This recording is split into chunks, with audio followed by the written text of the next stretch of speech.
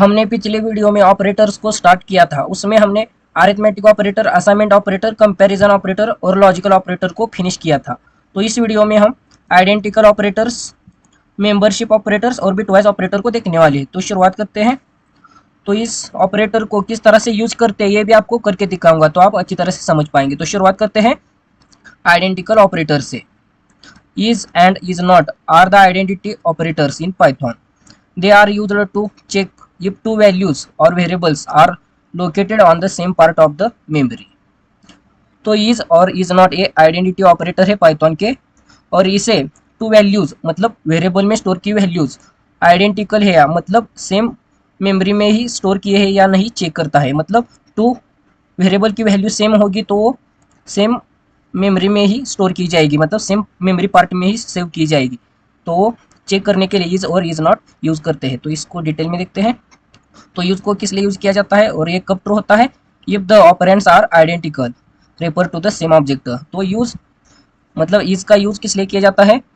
Two variable identical है या नहीं चेक करने के लिए।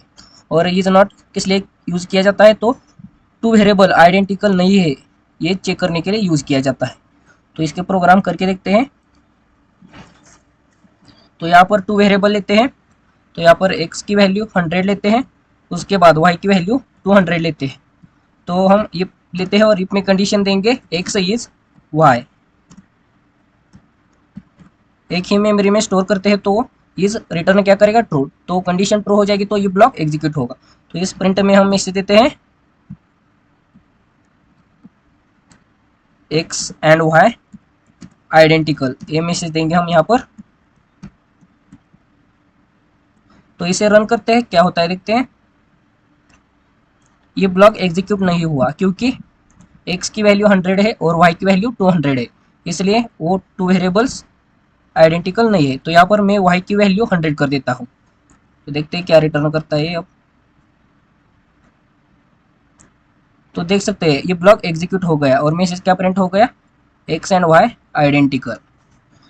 तो इस तरह से ये इज वर्क करता है। उसके बाद हम देखते हैं अगला इज नॉट। अभी हमने इसको देखा, अब उसके ये उल्टा है, मतलब ये सेम नहीं है इसलिए चेक करने के लिए यूज किया जाता है। तो यहाँ पर मैं सेम ही रहने देता हूँ, यहाँ पर मैं इसमें चेंज कर देता हूँ x and y not identical. तो यहाँ पर मैं रन करता हूँ तो देख सकते हैं ये ब्लॉक एग्जीक्यूट नहीं हुआ क्योंकि x और y आइडेंटिकल है, मतलब सेम है, इसलिए इज नॉट ने फॉल्स रिटर्न किया, इसलिए ये ब्लॉक एग्जीक्यूट नहीं हुआ। तो यहाँ पर मैं x की वैल्यू 200 कर देता हूँ तो देखते हैं क्या होता है। तो देख सकते हैं ये ब्लॉक एग्जीक्यूट हुआ, x and y not identical में से प्रिंट हो गया। तो इज किस लिए यूज किया जाता है? तो टू वेरिएबल आइडेंटिकल है या नहीं चेक करने के लिए। और इज नॉट किस लिए यूज किया जाता है? तो टू वेरिएबल आइडेंटिकल नहीं है ये चेक करने के लिए। और इज नॉट कब ट्रू होता है? जब टू वेरिएबल आइडेंटिकल नहीं होते हैं तब। और इज कब ट्रू होता है? जब टू वेरिएबल आइडेंटिकल होते हैं तब। तो अगले ऑपरेटर की तरफ बढ़ते हैं। तो अगला ऑपरेटर है मेंबरशिप ऑपरेटर। तो in and not in are the membership operators in Python. They are used to test whether a value or variable is found in a sequence like a string, list, tuple, set and dictionary. In a dictionary we can only test for presence of key, not the value. तो इन और इन and not इन ये membership operator है Python के, और इसे मतलब one single variable sequence में है या नहीं चेक करने के लिए यूज किया जाता है। मतलब स्ट्रिंग, लिस्ट, टपल, सेट और डिक्शनरी जैसे सीक्वेंस में चेक करने के लिए यूज किया जाता है। और डिक्शनरी में सिर्फ आप की को ही टेस्ट कर सकते हैं, वैल्यू को टेस्ट कर नहीं सकते हैं। तो ये इसका सिर्फ ड्रॉबैक है, डिक्शनरी में सिर्फ ये की ही टेस्ट करता है। तो इसे डिटेल में देखते हैं। तो इन कब ट्रू होता है? ये value variable is found in the sequence. तो इन कब ट्रू होता है? जब आप जो वेरिएबल फाइंड करना चाहते हैं सीक्वेंस में वो फाइंड हो जाता है तब ये ट्रू होता है। और नॉट इन कब यूज किया जाता है और ये कब ट्रू होता है? जब value or variable is not found in a sequence. जो आप वेरिएबल देते हैं फाउंड करने के लिए वो वेरिएबल सीक्वेंस में नहीं होता है तब ये ट्रू होता है। तो इसके भी प्रोग्राम करके देखते हैं अभी। तो यहाँ पर हम x में 10 देते हैं और यहाँ पर हम array लेते हैं a नेम का। तो यहाँ पर इसमें वैल्यू लेते हैं 1 2 3 4 5। उसके बाद यहाँ पर x इन a करेंगे तो हमारा सीक्वेंस क्या है, a है, इसलिए यहाँ पर a आएगा। और हमें x की वैल्यू a में स्टोर करनी है, इसलिए मतलब फाइंड करनी है, x की वैल्यू a में फाइंड करनी है, इसलिए x यहाँ पर आएगा। और यहाँ पर मैसेज में हम देते हैं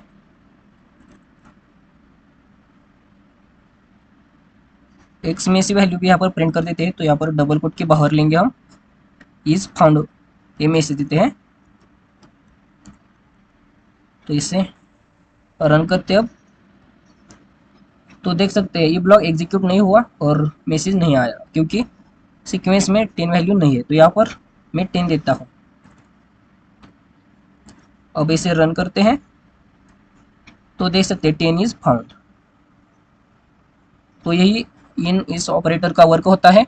जो आप वेरिएबल मतलब जो आप डाटा वैल्यू फाइंड करना चाहते हैं सीक्वेंस में, वो है या नहीं चेक करता है तो ये ट्रू होता है, नहीं तो फॉल्स होता है। तो इसके उल्टा इन नॉट होता है, मतलब इसमें नहीं होगा तो वो एग्जीक्यूट होता है। तो यहाँ पर इन नॉट लेते हैं तो 10 आरे में है, यहाँ पर देख सकते हैं तो है यहाँ पर, तो ये फॉल्स रिटर्न करेगा क्योंकि नहीं होगा तो ये ट्रू होता है।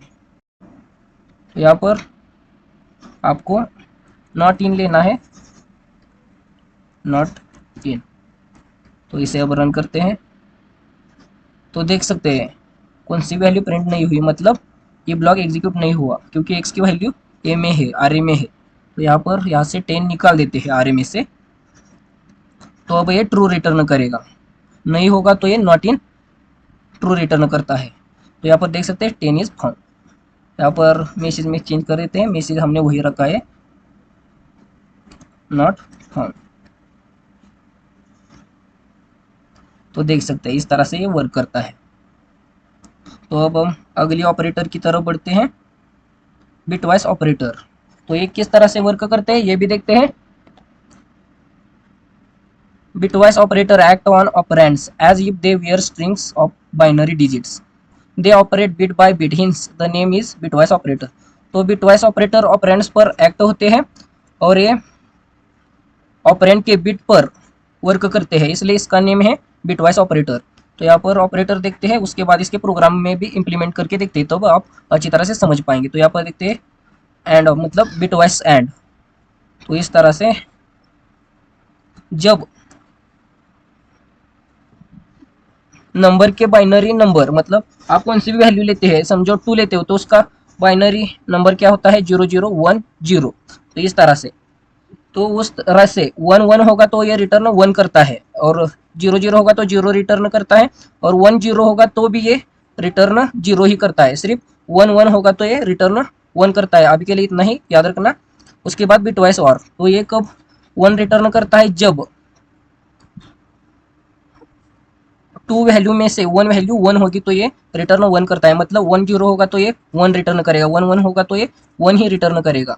जब 00 होगा, मतलब यहाँ पर देख सकते हैं 0 और 0 होगा तो ये 0 ही रिटर्न करेगा, और यहाँ पर 0 और 1 है तो यहाँ पर क्या रिटर्न करेगा, 1 रिटर्न करेगा।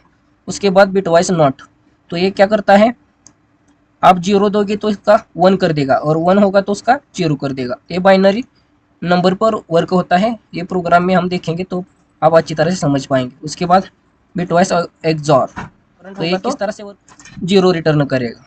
Bitwise shift operator, bitwise right shift operator, तो ये बाइनरी नंबर राइट में शिफ्ट करता है, और बिटवाइस लेफ्ट शिफ्ट ये बिट्स को, मतलब बाइनरी बिट्स को लेफ्ट में शिफ्ट करता है। यहाँ पर आप नहीं समझोगे तो यह प्रोग्राम में दिखता है, इसे इम्प्लीमेंट करके तो आप इजीली समझ पाओगे। तो यहाँ पर हम x की वैल्यू 10 ही रहने देते हैं, उसके बाद y की वैल्यू 4 लेते हैं। उसके बाद हम प्रिंट में प्रिंट करते हैं इनकी वैल्यू x एंड y करके। तो इसका आउटपुट क्या आता है देखते हैं पहले। तो यहाँ पर देख सकते हैं 0 आ गया। ऐसा क्यों हो गया, क्योंकि यहाँ पर बाइनरी नंबर देखते हैं, एक्स का क्या है, इसका बाइनरी नंबर है 1010 और 4 का बाइनरी नंबर क्या है 0100। इस तरह से 4 का बाइनरी नंबर है। तो यहाँ पर देख सकते हैं 00 होगा मतलब 0 एंड 0, तो आउटपुट क्या होगा 0 ही आएगा। 10 होगा तो क्या होगा आउटपुट 0 ही आएगा, और यहाँ पर 01 होगा तो 0 ही आएगा। तो इस तरह से आउटपुट 0 ही आ गया, इसलिए 0 प्रिंट हो गया, क्योंकि ये बिट वाइज एंड है और जो बिट्स पर मतलब बाइनरी बिट्स पर वर्क करता है। तो यहाँ पर हम यहाँ पर 8 लेते हैं, तो इसका बाइनरी नंबर क्या आता है 100, इस तरह से। तो यहाँ पर देख सकते हैं यहाँ पर 1 है और यहाँ पर भी 1 है, तो क्या होगा 1 एंड 1 होगा तो क्या होगा 1 आएगा यहाँ पर। तो क्या आउटपुट आएगा हमारे यहाँ पर 8 आएगा। तो इसे रन करते हैं तो देख सकते हैं आउटपुट 8 आ गया। तो यहाँ पर मैं आपको एंड का ट्रूथ टेबल दिखाता हूँ जिससे आप अच्छे से समझ पाओगे। यहाँ पर 1 होगा तो आउटपुट का क्या आएगा 1 आएगा। उसके बाद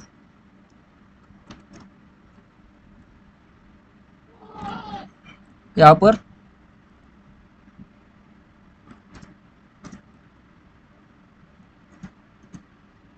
01 होगा तो आउटपुट क्या आएगा 0 ही आएगा।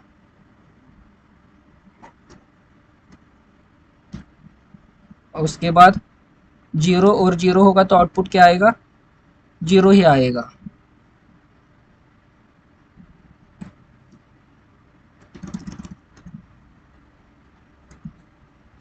और यहाँ पर 10 होगा 1 और 0 होगा तो 0 ही आएगा। ये इसका ट्रूथ टेबल है एंड का। उसके बाद हम देखने वाले हैं और, तो और का ट्रूथ टेबल पहले देख लेते हैं। उसका सिंबल ये है।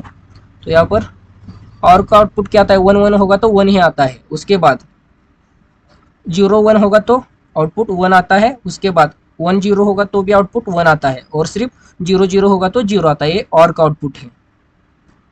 तो यहाँ पर कमेंट में बता देते हैं और ट्रूथ टेबल। तो यहाँ पर 10 का बाइनरी नंबर क्या है 1010।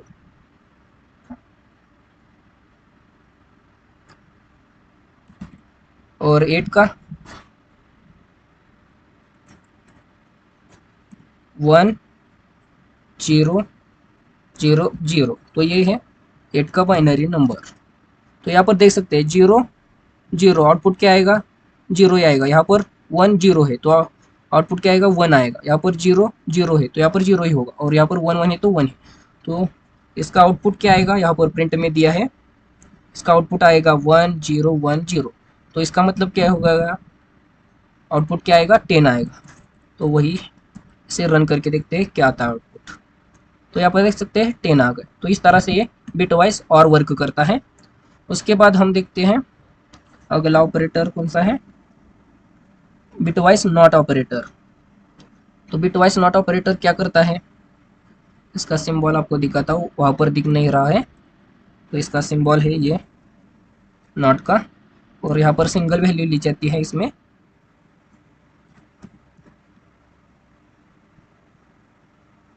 तो देख सकते हैं -2 आ गया। तो यहाँ पर मैं 11 कर देता हूँ तो इसका आउटपुट क्या आएगा -12 आएगा। तो यहाँ पर देख सकते हैं। तो इस तरह से ये नॉट ऑपरेटर वर्क करता है, बिटवाइस नॉट। तो अगला ऑपरेटर है एक्सॉर ऑपरेटर। तो यहाँ पर x की वैल्यू 5 लेते हैं, उसके बाद y की वैल्यू 4 लेते हैं, और यहाँ पर x बिटवाइस ऑपरेटर का सिंबल ये है कैप का, और उसके बाद y से रन करके देखते हैं आउटपुट क्या आता है। तो देख सकते हैं 1 आ गया। ऐसा क्यों हो गया, अभी देखते हैं। तो यहाँ पर 5 का बाइनरी रिप्रेजेंटेशन क्या है, 0 1 0 1। तो ये है बाइनरी रिप्रेजेंटेशन 5 का। उसके बाद 4 का देखते हैं, 0 1 0 0। तो ये है बाइनरी रिप्रेजेंटेशन। तो इसे फिर से रन करते हैं, आउटपुट क्या आया है, 1 आया है। तो ये एक्सॉर क्या करता है, जब 2 डिफरेंट बिट्स हो वहां पर सिर्फ ये 1 लाता है। मतलब इसका ट्रूथ टेबल दिखाता हूँ आपको, यहीं पर दिखाता हूँ कमेंट लाइन करके। यहाँ पर 1 और 1 होगा तो इसका आउटपुट क्या होगा, 1 आएगा। ये बाइनरी ट्रूथ टेबल है एक्सॉर का। तो यहाँ पर 0 और 1 होगा तो इसका आउटपुट क्या आएगा, सॉरी यहाँ पर 1 1 होगा तो 0 आएगा, और 0 1 होगा तो 1 आएगा। उसके बाद यहाँ पर कमेंट्स में 1 0 होगा तो इसका आउटपुट क्या आएगा, 1 आएगा, और 0 और 0 होगा तो क्या आएगा, 0 ही आएगा। ये है एक्सॉर का बाइनरी ट्रूथ टेबल। मतलब 1 1 होगा तो क्या आएगा, मतलब सेम बिट्स होंगे तो ये 0 लाता है, और डिफरेंट होंगे तो ये 1 लाता है। तो यहाँ पर अभी अलग एग्जांपल करके आपको दिखाता हूँ। तो यहाँ पर मैं 8 लेता हूँ, तो 8 का बाइनरी रिप्रेजेंटेशन देखते हैं 1 0 0। और उसके बाद यहाँ पर लेते हैं 5। तो इसका रिप्रेजेंटेशन क्या है बाइनरी, 0 1 0 1। तो ये है इसका बाइनरी रिप्रेजेंटेशन। तो इसका आउटपुट क्या आएगा एक्सॉर यूज करने के बाद, बिट वाइज एक्सॉर। तो यहाँ पर देख सकते हैं 0 और 1, 0 और 1 यहाँ पर क्या है, डिफरेंट बिट से, तो यहाँ पर 1 आएगा। उसके बाद यहाँ पर क्या है, 0 और 1 डिफरेंट बिट से, तो यहाँ पर 1 आएगा। तो यहाँ पर देख सकते हैं थर्ड नंबर पर 0 और 0 है, तो यहाँ पर क्या आएगा, 0 ही आएगा क्योंकि सेम बिट से है। उसके बाद यहाँ पर क्या है, 0 और 1 है, तो यहाँ पर क्या आएगा, 1 आएगा। तो इस बाइनरी नंबर का मतलब क्या है, तो 13 है। 8 + 4 + 1 तो क्या हो गया, 13 हो गया। तो इसे रन करके देखते हैं आउटपुट क्या आता है इसका। तो यहाँ पर देख सकते हैं 13 ये आउटपुट आ गया। तो इस तरह से ये एक्सॉर बिटवाइज एक्सॉर वर्क करता है। तो अगला ऑपरेटर है राइट शिफ्ट। तो यहाँ पर देख सकते हैं राइट शिफ्ट, जो राइट में शिफ्ट करता है बिट्स को, और लेफ्ट शिफ्ट लेफ्ट में शिफ्ट करता है। तो अभी हम इसके भी प्रोग्राम करके देखते हैं। तो पहले हम सिंपल सा प्रोग्राम रन करते हैं, फिर आपको समझाता हूँ। यहाँ पर 8 ही रहने देते हैं, यहाँ पर 2 लेते हैं। यहाँ पर 8 की जगह पर हम 4 लेते हैं, पहले सिंपल से करके देखते हैं। और यहाँ पर राइट शिफ्ट सिंबल क्या है, ग्रेटर देन साइन। तो इसे रन करते हैं, तो देख सकते हैं 1 आउटपुट आ गया।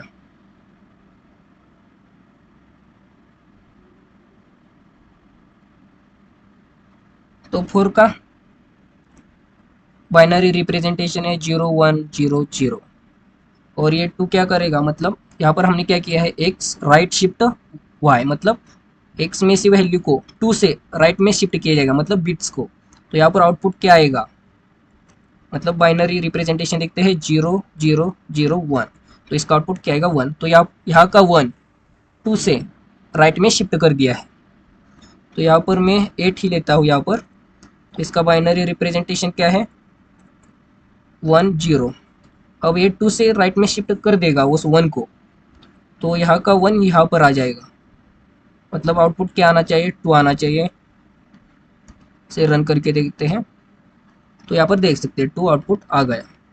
तो इस तरह से ये right shift bitwise right shift operator work करता है। इसके बाद हम देखेंगे लेफ्ट शिफ्ट ऑपरेटर का वर्क। तो इसे डबल स्मॉलर देन साइन से इंडिकेट किया जाता है, मतलब उसका वो सिंबल है। तो यहाँ पर हम 1 लेते हैं इस बार।